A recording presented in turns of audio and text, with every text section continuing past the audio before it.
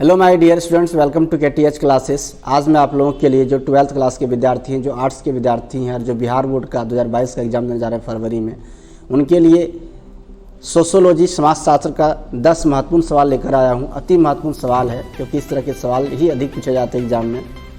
तो आप लोग वीडियो के अंतिम तक बने रहिए, पूरा का पूरा इस 10 सवाल को देखिए कि सवाल क्या है। और जब तक आप पूरा नहीं देखेंगे तब तक आपसे मिस्टेक हो सकता है, इस तरह के सवाल आप एग्जाम में छोड़कर आ सकते हैं। इसलिए एग्ज़ाम में अगर आपको सवाल छोड़ना नहीं है, आपको अधिक से अधिक मार्क्स प्राप्त करना है, तो इस तरह सवाल आप देख कर जाएँ। तो आप वीडियो के अंतिम तक बने रहिए, तभी आप इस तरह के सवाल को एग्ज़ाम में करके आ पाएंगे, सही आंसर लगा के आ पाएंगे। तो आप लोग बने रहिए वीडियो के अंतिम तक। तो चलिए बिना देर किए शुरू करते हैं आज का क्लास। आज का पहला सवाल देखिए, जो आपके सामने कहता है कि उपनिवेशवाद किसी विदेशी शासन द्वारा अपनी राष्ट्रीयता का दूसरे क्षेत्र में इस प्रकार प्रसार करना है जिससे कि उस क्षेत्र के लोग अपनी सभ्यता के मूल्यों को विदेशी शासन के परिवेश में स्थापित करने लगे। उपनिवेशवाद की उपयुक्त परिभाषा का संबंध किससे है? यहाँ पे जो देख रहे हैं सवाल फ्रेंड्स, इसी तरह का सवाल जो है आपको पूछा जाता है। तो कोई परिभाषा आपसे पूछ दिया जाए या कोई बातें आपसे पूछ दिया जाए और बोला जाएगा आपसे कि यह किसने कहा था। यहाँ पे देखिए उपनिवेशवाद के बारे में यह परिभाषा किसने दिया था कि उपनिवेशवाद का मतलब तो आप लोग जानते होंगे। उपनिवेशवाद किसे कहते हैं? जब भी किसी राष्ट्र के द्वारा किसी दूसरे राष्ट्र पर पूंजी लगाकर फैक्ट्रियाँ स्थापित करके वह सिर्फ वहाँ पे काम ही नहीं करता, वरन वह फैक्ट्रियाँ सिर्फ वहाँ नहीं लगाता बल्कि उसके साथ वह अपने देश के लोगों को भी वहाँ पर रखता है। इस प्रक्रिया को उपनिवेशवाद कहते हैं। तो यह जो बात कही गई थी किसके द्वारा कही गई थी, यह परिभाषा किसने दिया था? इसका सही आंसर जो है वो ऑप्शन नंबर बी होगा, J.H. हॉब्सन। नेक्स्ट क्वेश्चन देखिए, क्वेश्चन नंबर 2, निम्नलिखित में से थियोसॉफिकल सोसाइटी के संस्थापक हैं। इस सोसाइटी की स्थापना किसने किया था? इसका सही आंसर होगा option number B, Annie Besant. Next question देखते हैं, क्वेश्चन नंबर 3, यह किसका विचार था कि अंग्रेजी शिक्षा प्राप्त करने के पश्चात भारतीय युवकों में अंग्रेजी सरकार के प्रति स्वामी भक्ति की भावना में वृद्धि होगी और विचारों की दृष्टि से वे अंग्रेज़ों के अधिक निकट आ सकेंगे। देखिए, जब अंग्रेज़ अपने पक्ष में किसी को करना चाह रहा है, इसका मतलब सीधी सी है कि वह अंग्रेज़ व्यक्ति ही कोई होगा जो क्या करेंगे, अंग्रेजी शिक्षा प्रचार करके वह भारतीय लोगों को अपने पक्ष में करना चाहेंगे, अपने निकट लाना चाहेंगे। तो यहाँ पर देखिए दो तो भारतीय व्यक्ति के नाम में डॉक्टर राजेंद्र प्रसाद और श्री राजगोपालाचारी, तो ये तो दो ऐसे ही कैंसिल हो गया। अगर आप आंसर नहीं जानते उसे बताते हैं। उसके बाद यहाँ पर एक है लॉर्ड कर्जन और एक है लॉर्ड मैकाले। ये दो अंग्रेज़ हैं, इन दोनों में से आपको बताना है कि कौन थे। तो यहाँ पे सही आंसर जो होगा आपका वो ये हो जाएगा option number C, Lord Macaulay. Lord Macaulay का ये विचार था कि अंग्रेजी शिक्षा अगर प्राप्त कर लेगा भारतीय युवक तो वह अंग्रेज़ के प्रति मतलब वफादार हो जाएगा और उसके निकट आ जाएंगे। नेक्स्ट क्वेश्चन देखिए, उदारवाद काल में भारतीय राष्ट्रीय कांग्रेस द्वारा इस काल का सर्वाधिक महत्वपूर्ण कानून इंडियन काउंसिल एक्ट किस वर्ष पारित किया गया?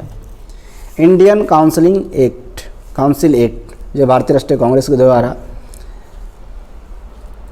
पारित किया गया था, तो किस वर्ष किया गया था? इसका सही आंसर ऑप्शन नंबर सी, सन 1882 ईस्वी में।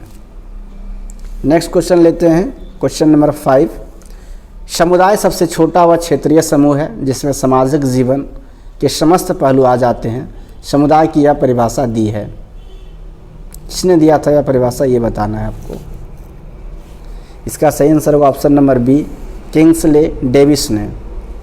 नेक्स्ट क्वेश्चन देखिए, किसने कहा समुदाय सामान्य जीवन का एक क्षेत्र है? इसका सही आंसर होगा ऑप्शन नंबर ए, मैकाइवर एवं पेज। आइए नेक्स्ट क्वेश्चन लेते हैं, क्वेश्चन नंबर 7, जनसांख्यिकी अध्ययन में निम्न में से किसे सम्मिलित किया गया है? जनसांख्यिकी के अध्ययन में संख्या के परिवर्तन के आकार, संख्या के आकार में परिवर्तन, जनसंख्या की बनावट, जनसंख्या का वितरण, इन तीनों को शामिल किया गया है।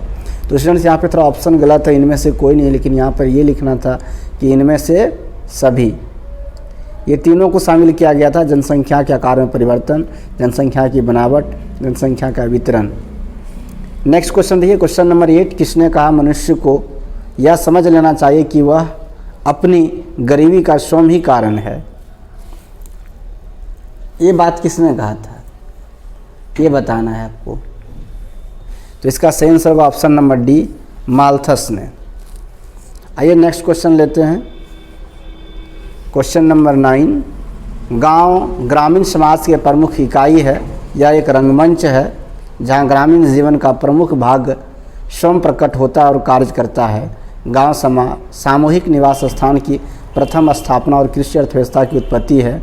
गांव की उक्त परिभाषा दी है। गांव की परिभाषा किसने दी है ये बताना है आपको। इसका सही आंसर होगा option number B, A.R. Desai. Next question देखिए, और आज के क्लास का अंतिम सवाल देखिए। नगर एक ऐसा समुदाय है जिससे अन्य समुदायों से जनसंख्या के आकार, घनत्व, व्यवसाय की प्रकृति तथा सामाजिक संबंधों की प्रकृति आदि विशेषताओं के आधार पर पृथक किया जा सकता है। नगर की उक्त परिभाषा दी है। यह परिभाषा किसने दी है ये बताना है।